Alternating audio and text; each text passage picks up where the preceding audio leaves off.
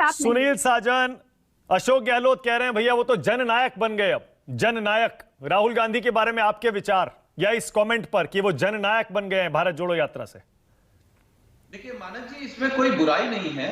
कांग्रेस के लिए राहुल गांधी जननायक हैं, समाजवादी पार्टी के लिए अखिलेश जी जननायक हैं और बीजेपी के लिए मोदी जी जननायक हैं। सभी जो वर्कर है अपनी पार्टी का, वो अपने नेता को जननायक मानता है और कहीं न कहीं उनकी अपनी फैन फॉलोइंग और अपनी लोकप्रियता और उनके अपने समर्थक होते हैं, तो उतने का जननायक आप कह सकते हैं। उनके बयान को मैं नकार नहीं रहा हूं, लेकिन इस समय एक ऐसे व्यक्ति की या ऐसी योजना की जरूरत है कि जो देश को बर्बाद कर रहे हैं, उनको आप कैसे हटाएं। अभी मैं जफर भाई को सुन रहा था। देखिए इनकी खूबसूरत बात क्या है, वो मैंने आपके कार्यक्रम में कई बार कहा। दो खूबसूरत बातें हैं भारतीय जनता पार्टी की, जिनको मैं भी स्वीकार करता हूं। एक तो बिना कोई निर्माण किए राष्ट्र निर्माण करते हैं, ये लगातार कर रहे हैं। और दूसरा कि कौन राष्ट्रवादी है और कौन राष्ट्रद्रोही।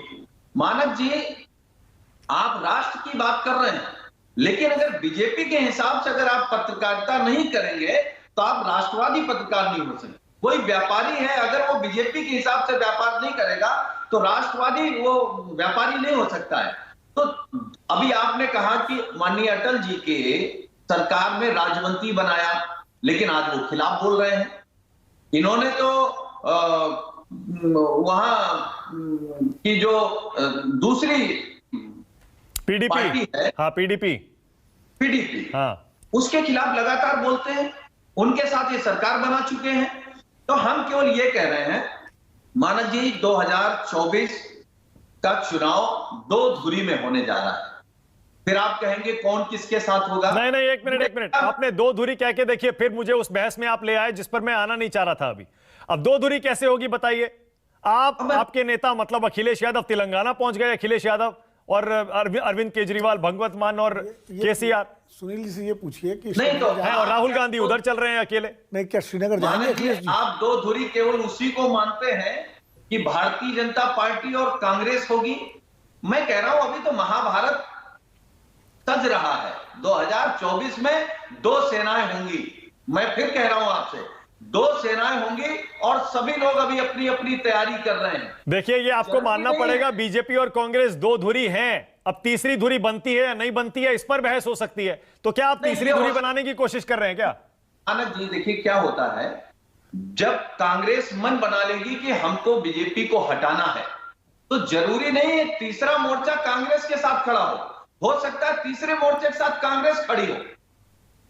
भाई बीजेपी से निजात पानी है ना, देश को बचाना है, गरीबों की मदद करनी है, संविधान बचाना है, पिछड़े दलितों का हक बचाना है, देश में जो अच्छा ठीक है, मैं समझ गया। ऑल राइट, मेरे दो सवाल हैं। अब मेरे दो सवाल हैं, जिसमें से एक सवाल विनोद जी का है, मेरा सवाल दूसरा है। विनोद जी पहले आपका सवाल। नहीं, मेरा सुनील भाई, सबसे अच्छी बात तो ये हम दोनों एक ही जिले के हैं, इसलिए आपसे बात करने मुझे अच्छा लगता है। देखिए क्या है कि आपने कहा दो धुरी का चुनाव होगा, तो दो धुरी का अगर चुनाव होगा तो जाहिर है जो बीजेपी के खिलाफ जो धुरी होगी, जो सामने होगी, उसमें कांग्रेस भी होगी, अखिलेश जी भी होंगे, नीतीश कुमार भी होंगे, ममता जी भी होंगी, जितने अरविंद केजरीवाल भी होंगे, चंद्रशेखर राव भी होंगे, मतलब जितने विपक्ष के दल गैर भाजपा के हैं सब एक साथ होंगे। अब कांग्रेस के साथ वो होते हैं, कांग्रेस उनके साथ होती है, अलग बात है, ये तकनीकी सवाल है, लेकिन होंगे एक साथ। तो क्या इसी कड़ी में इसको मजबूत करने के लिए, जैसे अखिलेश यादव जी तेलंगाना गए, हैदराबाद, क्या वो जम्मू कश्मीर श्रीनगर भी जाएंगे, जो निमंत्रण दिया है राहुल गांधी ने यात्रा स्वागत के समापन में?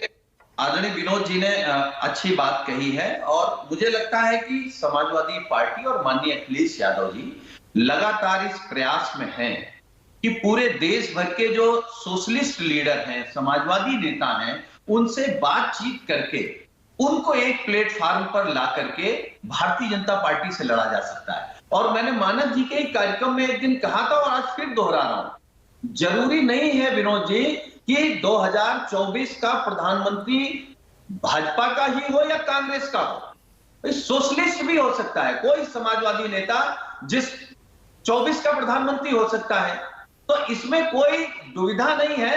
हम अपनी पूरी तैयारी में हैं और मुझे लगता है मुझसे बेहतर विनोद जी आप राजनीति को समझते हैं। राजनीति में कोई बहुत कठिन गणित नहीं है, मोटा मोटा गणित है। किसकी कितनी संख्या हो रही है, कौन किसकी मदद कर सकता है, कौन किस रास्ते से हट सकता है, कौन किस रास्ते से आ सकता है। ओके, तो इसी बिल्कुल को सही है। अब नहीं इसी को मजबूत करने के लिए क्या श्रीनगर जाएंगे अखिलेश जी, मैं ये पूछना चाह रहा हूँ। हाँ, देखिए नेशनल कॉन्फ्रेंस से इफ्रा जान बैठी हैं, वो तो कह रही हैं कि हम तो शामिल हो रहे हैं भारत जोड़ो यात्रा में। और निमंत्रण दिया ही गया है आपको। हाँ।